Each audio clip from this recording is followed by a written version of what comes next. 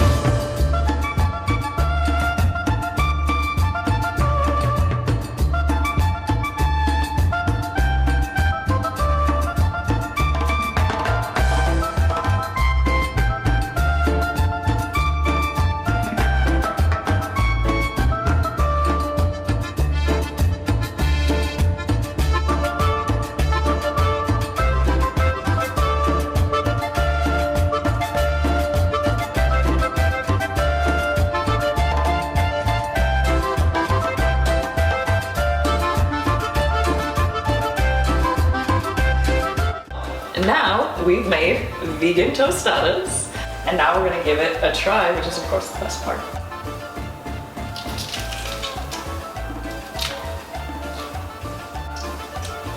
Very good. Oh my god. I don't know if you heard that crunch, but it's so crunchy. And the top is super creamy. Like, I love vegan cooking that's like this, because you wouldn't necessarily say it's vegan. Anyone could enjoy this, really, on any given day, for any meal. I hope you guys give this recipe a try. Let me know how yours turns out in the comments. Give us a like, subscribe, And until the next episode, bye for now.